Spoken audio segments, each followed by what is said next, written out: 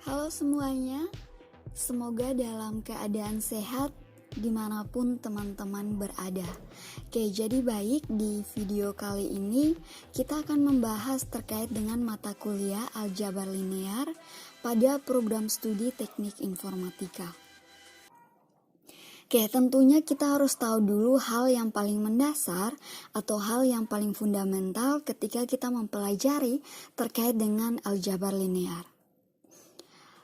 Untuk mata kuliah aljabar linear pada program studi sarjana teknik informatika, kita akan membahas dasar-dasar aljabar linear yang berkaitan dan dapat diterapkan pada bidang informatika, di mana nanti materi mata kuliah ini akan memberikan konsep dasar matriks dan juga ruang vektor serta operasi-operasi yang terkait di dalamnya.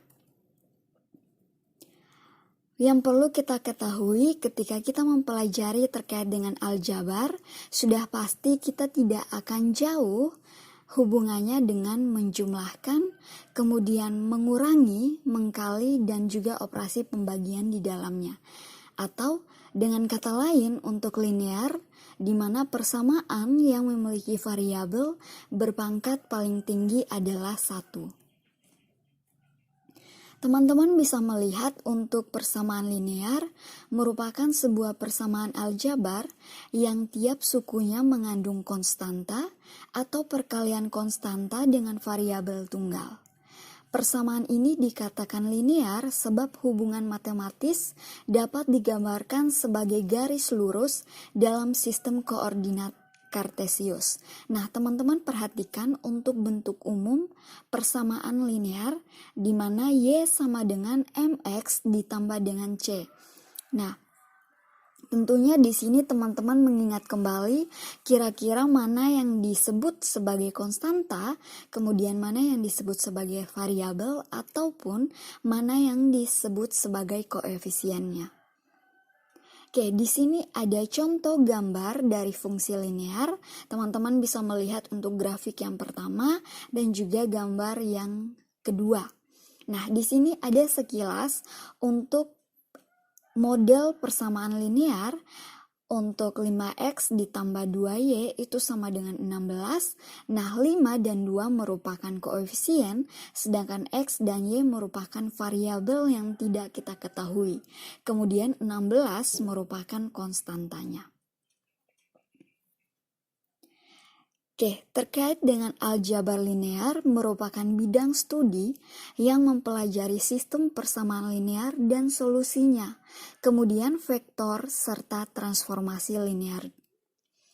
Untuk aljabar linear, hubungannya terhadap matriks merupakan bagian yang sangat berkaitan, di mana nanti terkait dengan matriks itu merupakan operasi dalam pencarian persamaan aljabar linear. Oke, kita akan membahas terkait dengan matriks.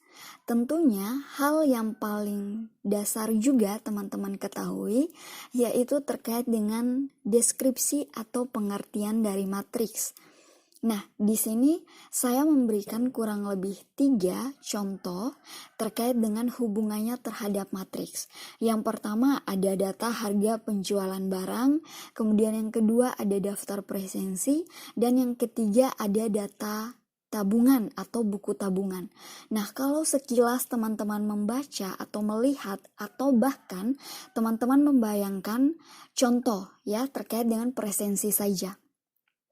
Di buku presensi tentunya di dalam terdapat nomor urut, kemudian ada nama mahasiswa, kemudian ada nomor induk mahasiswa, kemudian juga ada keterangan yang terdiri dari mungkin ada sakit, izin, alpa, ya. Kemudian berikutnya ada terkait dengan tanda tangan mahasiswa atau paraf.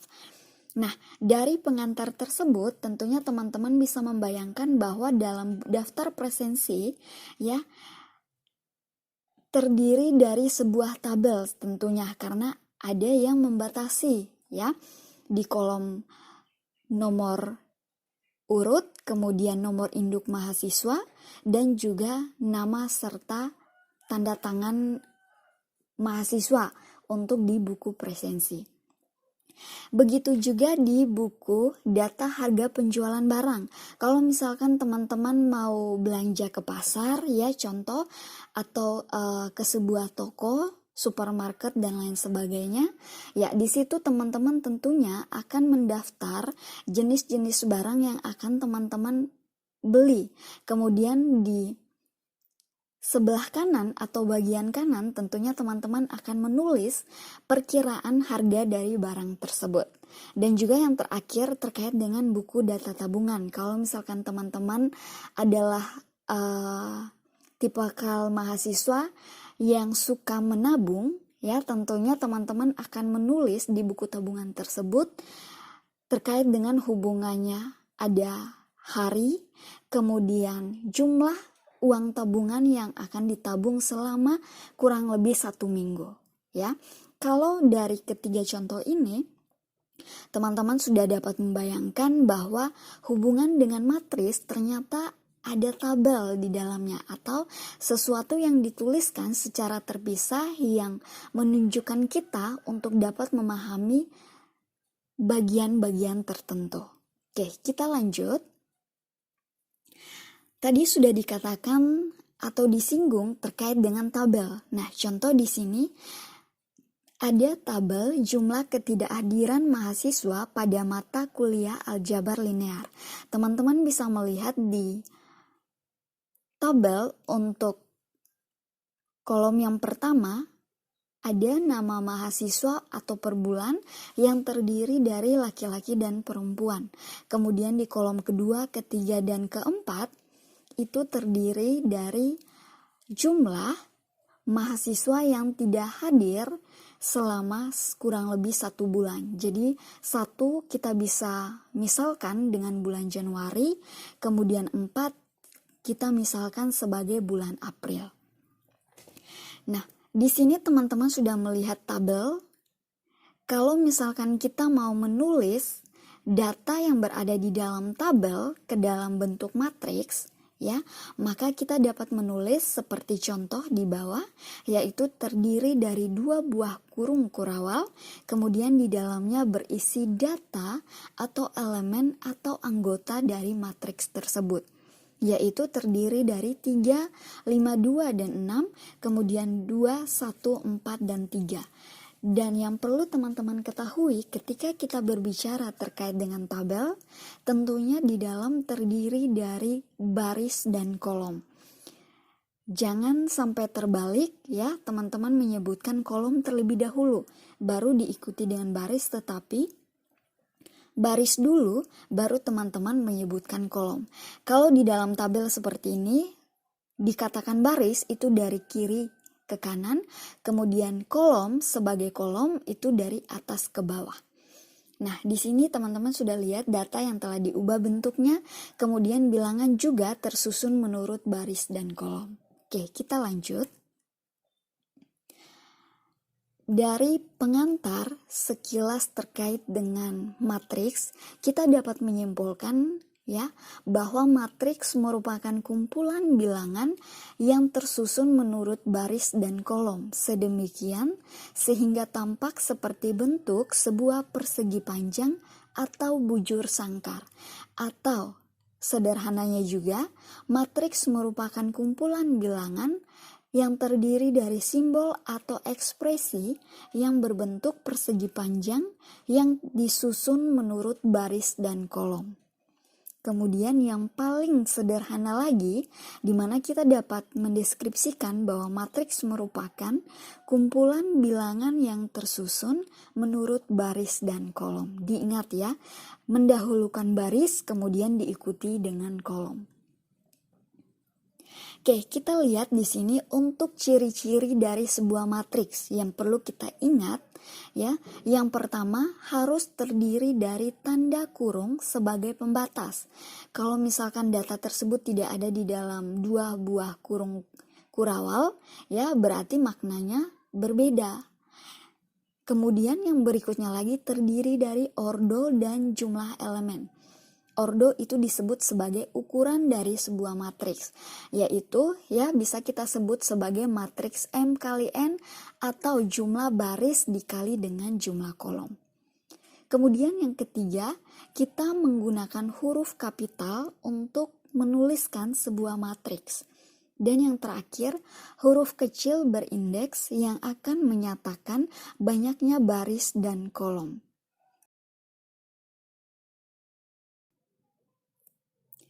Sekarang kita akan menentukan untuk matriks indeks, yaitu 1 dan 4 atau elemen yang terdapat pada matriks baris yang pertama dan kolom yang keempat.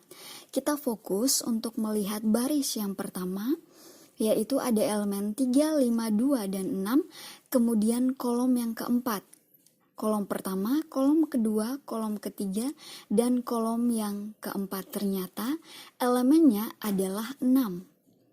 Oke, kemudian kita lanjut, kalau misalkan matriks A indeks 1 dan 2 atau pada baris pertama kolom kedua, maka kita fokus di baris yang pertama, ada 3, 5, 2, dan 6.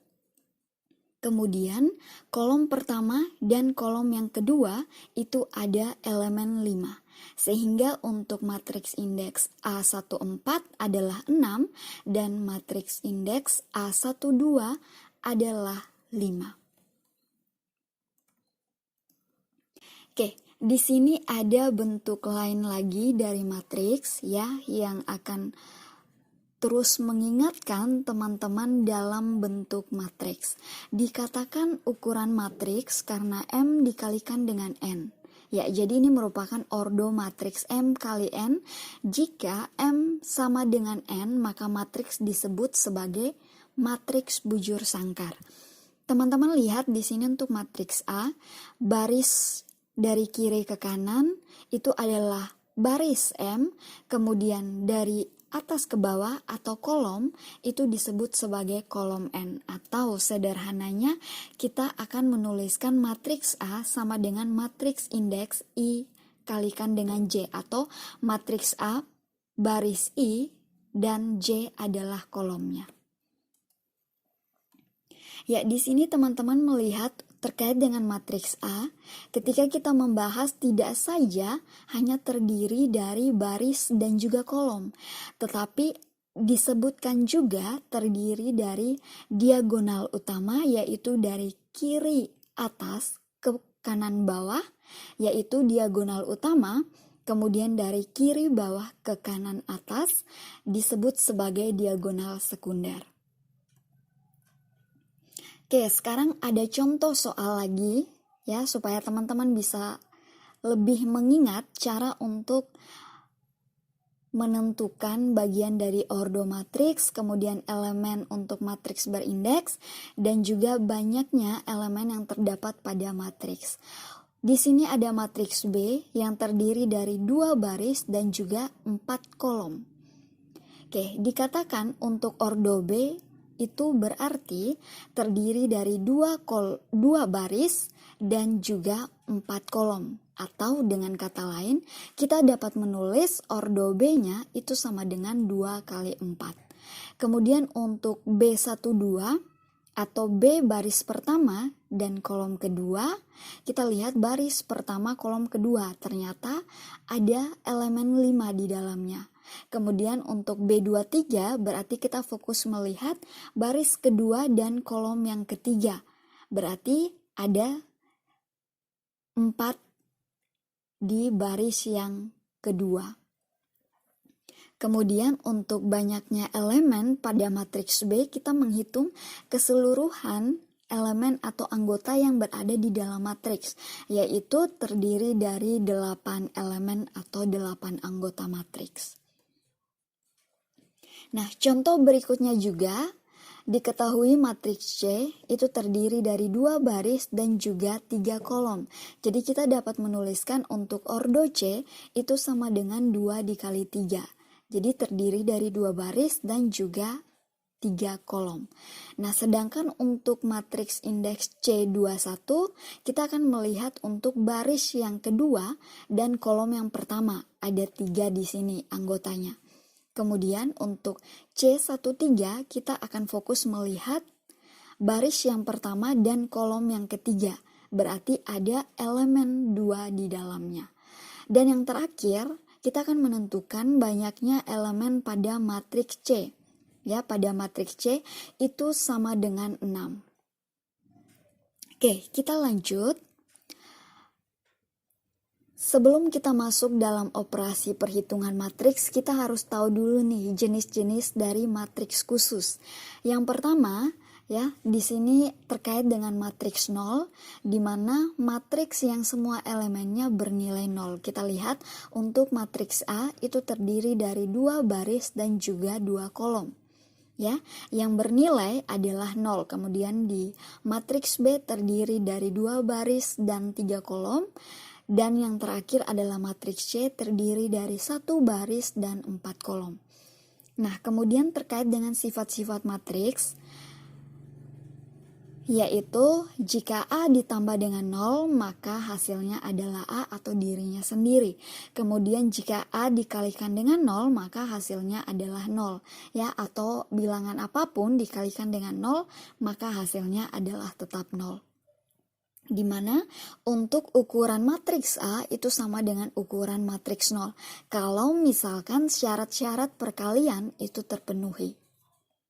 Nah, kemudian berikutnya lagi yang kedua ada matriks baris. Matriks baris merupakan matriks yang hanya terdiri atas satu baris saja. Yaitu di sini teman-teman bisa melihat ada matriks D, ada matriks E dan juga matriks F. Berikutnya lagi ada matriks kolom, di mana matriks kolom tersebut matriks yang hanya terdiri atas satu kolom saja, yaitu ada matriks G, matriks H, dan juga matriks I. Dan berikutnya lagi ada matriks persegi atau matriks bujur sangkar. Dikatakan matriks persegi karena matriks yang banyak barisnya sama dengan banyak kolomnya. Ya, jadi kalau misalkan barisnya ada 2, maka kolomnya juga ada 2. Kalau barisnya ada 3, maka kolomnya juga ada 3. Kalau matriksnya ada 5, kolomnya juga ada 5. Ya, disebut sebagai matriks persegi. Kemudian berikutnya lagi untuk jenis-jenis matriks disebut sebagai matriks segitiga atas, di mana matriks bujur sangkar yang semua elemen di bawah diagonal utamanya itu sama dengan 0.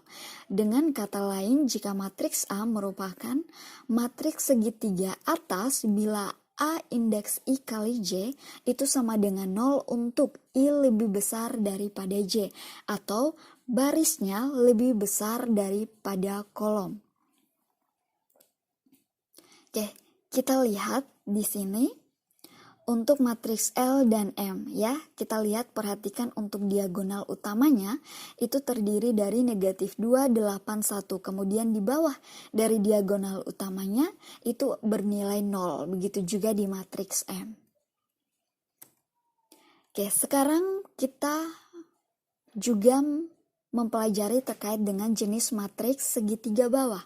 Kalau dikatakan matriks segitiga bawah merupakan matriks bujur sangkar yang semua elemen di atas diagonal utamanya itu sama dengan 0. Dengan perkataan lain, matriks A merupakan matriks segitiga atas bila AIJ itu sama dengan 0 untuk I lebih kecil daripada J. Nah, di sini ada matriks M dan matriks 0. Di diagonal utamanya itu terdiri dari negatif 2, 8, 1 untuk anggotanya, sedangkan di atas dari diagonal utamanya itu bernilai 0 atau barisnya lebih kecil daripada kolomnya. Ya, begitu juga dengan matriks O. Oke, berikutnya lagi terkait dengan matriks diagonal utama. Matriks diagonal dikatakan ketika matriks bujur sangkar yang semua elemen di luar diagonal utamanya itu sama dengan 0. Dengan kata lain, matriks A merupakan matriks diagonal bila AIJ itu sama dengan 0 untuk I tidak sama dengan J. Kita lihat untuk matriks P dan Q diagonal utamanya itu adalah nilai negatif 2, 8, dan 1 elemen. Kemudian di matriks Q itu adalah negatif 2, 8, 3, dan 2 untuk diagonal utamanya. Sedangkan untuk di bawah diagonal utama dan di atas diagonal utama itu nilainya sama dengan 0. Kemudian berikutnya lagi juga ada yang dikatakan sebagai jenis matriks identitas, di mana matriks identitas merupakan matriks diagonal yang elemen-elemen diagonal utamanya itu sama dengan 1.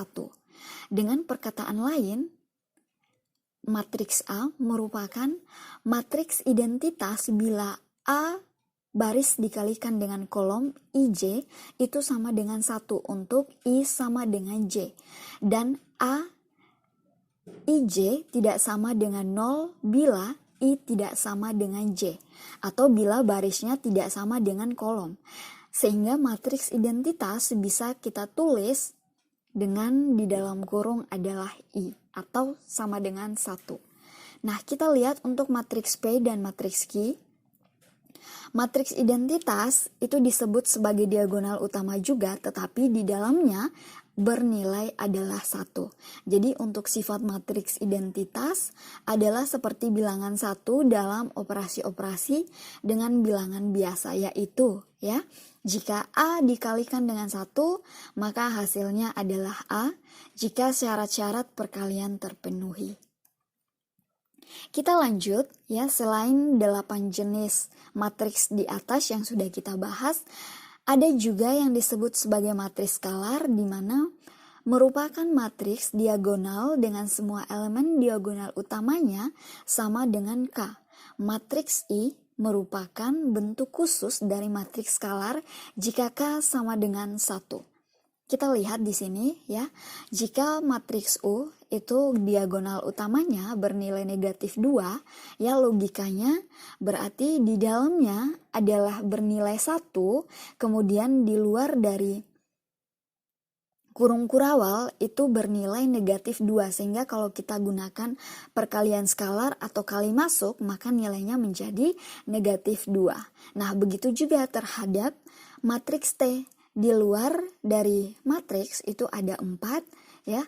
Kemudian di dalamnya adalah bentuk matriks identitas yang terdiri dari 1 untuk diagonal utamanya. Ketika kita kalikan skalar ya, maka bentuknya seperti matriks yang sebelah kanan, yaitu matriks T dengan nilai diagonal utamanya menjadi 4.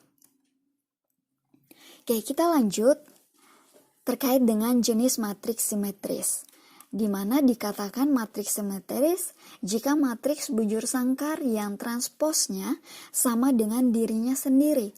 Dengan perkataan lain, bila A itu sama dengan matriks transpos, atau A IJ itu sama juga dengan AJI, atau A baris dikali kolom sama juga dengan matriks A kolom dikalikan dengan baris untuk semua I dan J. Nah, kita lihat untuk matriks A, barisnya yang pertama ada 1, 2, dan 0, baris kedua ada 2, 3, dan 1, dan baris yang ketiga ada 0, 1, dan 1. Jika kita transposkan, ya, transpos atau kita melakukan pertukaran ya, mau dibalik yang baris menjadi kolom atau yang kolom menjadi baris, nilainya juga tetap sama. Yaitu baris yang pertama 1, 2, dan 0, baris yang kedua 2, 3, dan 1, dan juga baris yang ketiga 0, 1, dan 1. Oke, kita lanjut. Ada juga jenis matriks antisimetris. Dikatakan antisimetris karena matriks yang transposnya merupakan negatif. Dengan kata lain, bila A transpos itu sama dengan negatif matriks A, atau A baris I dikalikan dengan kolom J itu sama dengan negatif A dikalikan kolom terhadap baris untuk semua I dan J. Nah, kita mudah pahami bahwa semua elemen diagonal utama matriks antisimetris itu adalah 0. Kita lihat untuk matriks A, ya, jika kita lakukan pertukaran baris menjadi kolom, maka transposnya adalah bagian yang sebelah kanan, yaitu yang tadinya baris adalah 0, negatif 1, negatif 2, dan 4, ketika ditransposkan menjadi kolom, yaitu 0, negatif 1, negatif 2, dan 4. Begitu seterusnya hingga kolom yang terakhir yang tadinya baris negatif 4, 5, negatif 1, dan 0 itu berubah menjadi kolom. Ya, jadi di sini hubungannya terhadap transposnya bentuk negatif. kita lanjut terkait dengan matriks komutatif. Kalau matriks A dan B adalah matriks bujur sangkar, maka berlaku A dikalikan dengan B sama dengan matriks B dikalikan juga terhadap matriks A. Maka matriks A dan matriks B itu dikatakan berkomutatif satu sama lain. Nah, jelas bahwa setiap matriks bujur sangkar berkomutatif dengan I atau yang ukurannya sama dan dengan inversnya jika ada. Nah, di sini notasinya, kalau matriks A dikalikan dengan matriks B, maka hasilnya adalah negatif matriks B dikalikan dengan matriks A jika dikatakan sebagai antikomutatif. Nah, di sini contoh jika komutatif ya, berarti kita langsung kalikan saja matriks A terhadap matriks B. Nah, berkaitan dengan nilainya atau hasilnya adalah 7, 5, 5, dan 7. Ya, mungkin teman-teman masih bingung. Nanti kita akan membahas terkait dengan operasi perhitungan terhadap matriks. Nah, atau kita dapat membalikan jika matriks B dikalikan dengan matriks A. Ya, jadi bentuknya juga sama terkait dengan hasilnya. Jadi A dikalikan dengan matriks B, hasilnya adalah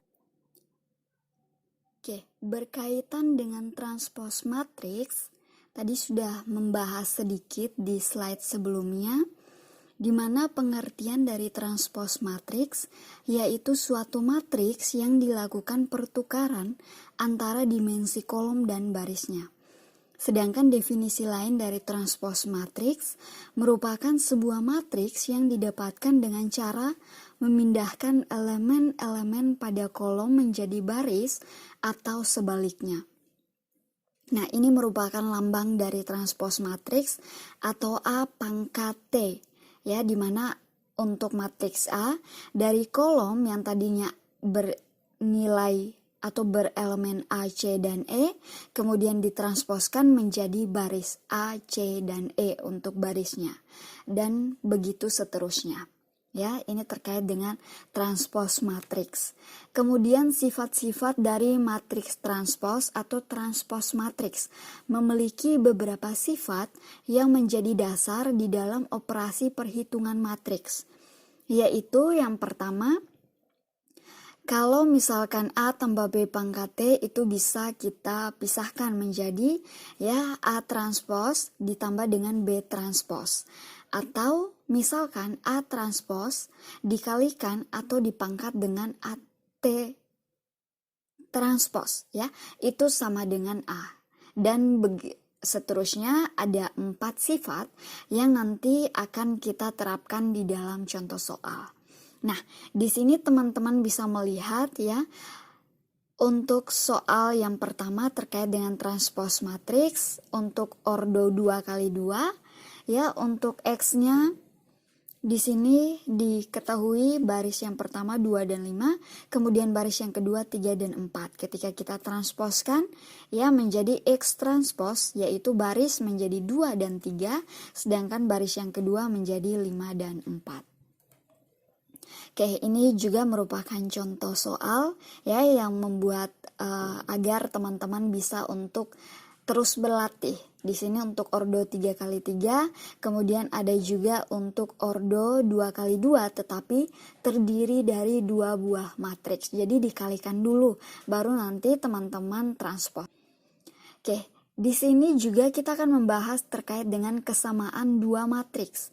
Kalau sudah ada kata sama, ya tentunya kita akan memperoleh jika ordonya sama dan juga elemen di dalam sebuah matriks juga sama.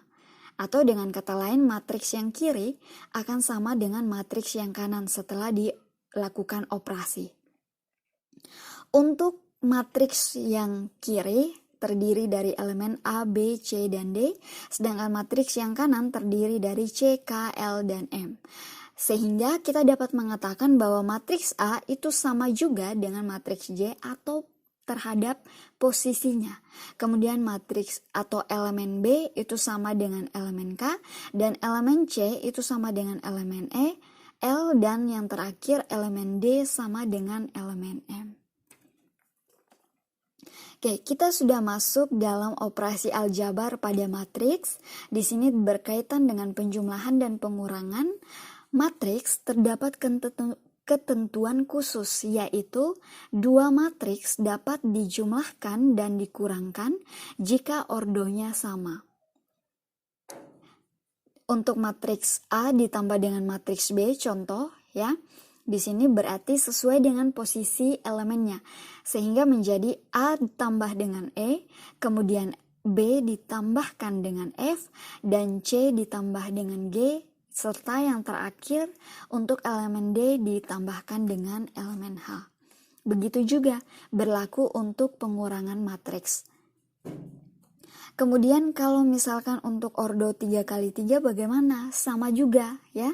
Untuk ordo 3x3 ya, jika A itu kita jumlahkan dengan J sesuai posisinya, kemudian B dijumlahkan dengan K, dan C dijumlahkan dengan L, seterusnya hingga I dijumlahkan dengan R.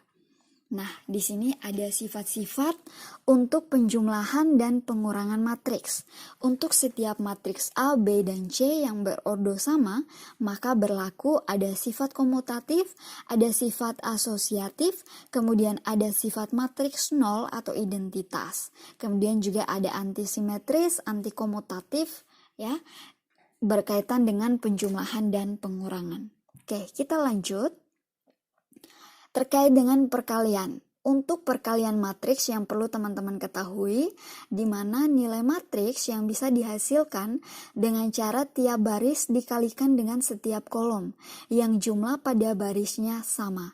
Dua buah matriks dapat dikalikan apabila jumlah atau banyak kolom pada matriks yang di sebelah kiri dan banyak kolom matriks yang di sebelah kanan adalah sama.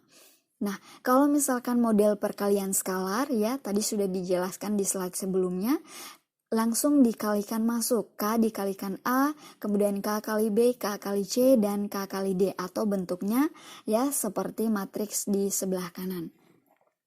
Kemudian untuk perkalian matriks dengan ordo 2x2, maka akan berlaku ya A dikalikan dengan B, ya, untuk baris yang pertama, kemudian B untuk kolom yang kedua dikalikan dengan baris yang kedua, atau B dikalikan dengan R. Begitu seterusnya, A dikalikan dengan Q dan juga B dikalikan dengan S. Seperti pada slide sudah ditampilkan, ya, ini merupakan kata kunci bagi teman-teman untuk melakukan perkalian pada matriks. Kemudian kalau misalkan ordo 2x2 dikalikan dengan ordo 2x1, ya, juga berlaku hal yang sama. A dikalikan dengan X, kemudian dijumlahkan dengan B dikalikan dengan Y. Kemudian C dikalikan dengan X untuk baris kedua, kemudian D dikalikan dengan Y. Oke, kita lanjut. Di sini juga ada beberapa perkalian matriks yang sudah ditampilkan ya untuk membantu teman-teman dalam melakukan perkalian pada penerapan contoh soal. Jadi kalau misalkan terdiri dari perkalian matriks ordo 2 dikalikan dengan 4, kemudian dikalikan dengan ordo matriks 4 dikalikan dengan 2, maka bentuknya seperti pada slide. Kemudian yang perlu teman-teman ketahui untuk perkalian matriks A kali B dapat dilakukan karena jumlah kolom matriks A sama dengan jumlah baris B yang jumlahnya adalah sama-sama 3. Jadi tidak semua bentuk matriks itu kita dapat melakukan perkalian. Nah, sedangkan untuk perkalian matriks X dikalikan dengan Y tidak dapat dilakukan karena jumlah kolom matriks X itu tidak sama dengan jumlah baris matriks Y, yaitu masing-masing 2 kali 3. Nah, kita lihat contoh berikutnya lagi. Jika kita memiliki matriks P terdiri dari ordo 2x2, merupakan ya matriks ordo 2x2, dan juga Q ya itu terdiri dari matriks 3x2. Nah, di sini dikatakan untuk matriks P dan Q tidak dapat dikalikan karena banyaknya kolom matriks P itu tidak sama dengan banyaknya baris pada matriks Q. Sehingga dapat disimpulkan hasil kali dari kedua matriks P dan Q tidak didefinisikan. Jadi, kalau misalkan teman-teman menemukan model soal perkalian matriks yang sudah tidak bisa didefinisikan atau tidak bisa kita kalikan, ya jangan dilanjutkan untuk melakukan perkalian. Tetapi cukup teman-teman menyimpulkan bahwa kedua matriks tersebut itu tidak didefinisikan atau tidak dapat dilakukan perkalian.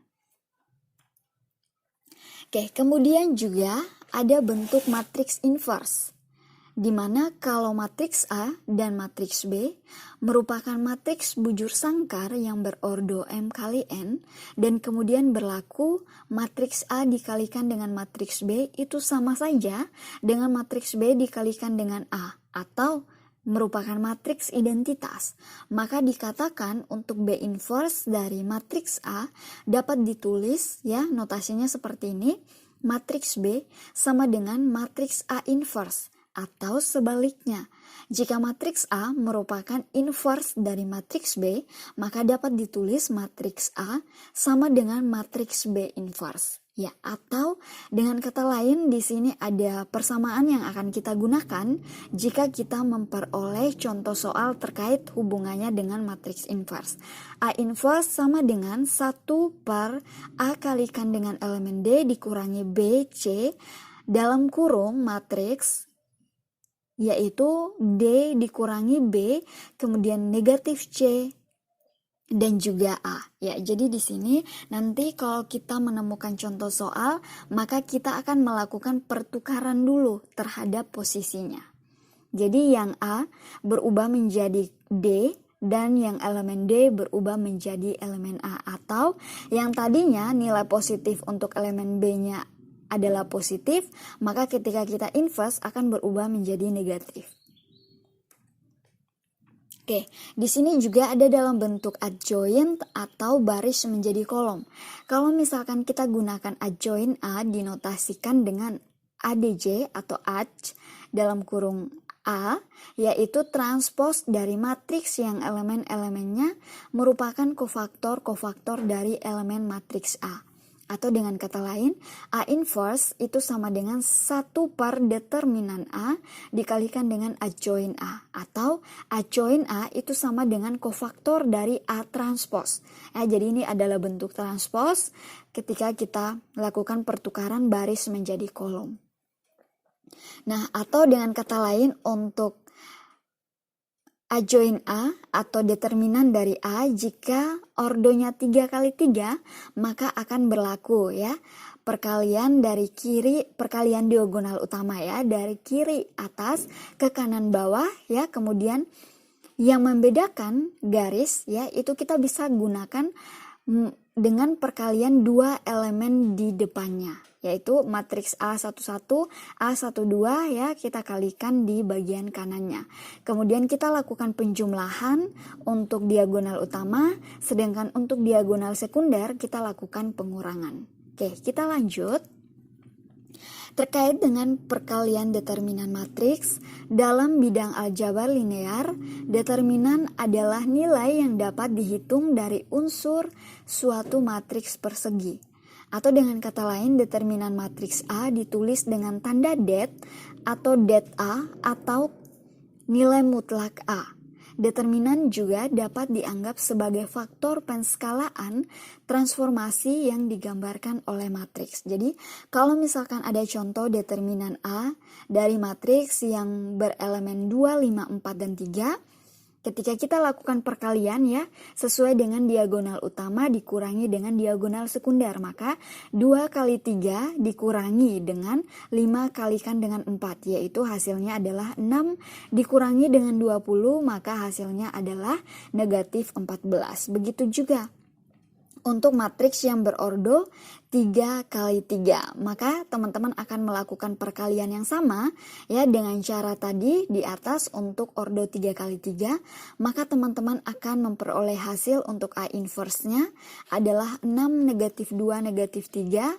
Untuk baris kedua negatif 1, 1 dan 0. Dan yang terakhir negatif 1, 0. Ya, jadi sekian pembahasan video kali ini. Selalu sehat dan tetap semangat. Sampai jumpa di video berikutnya.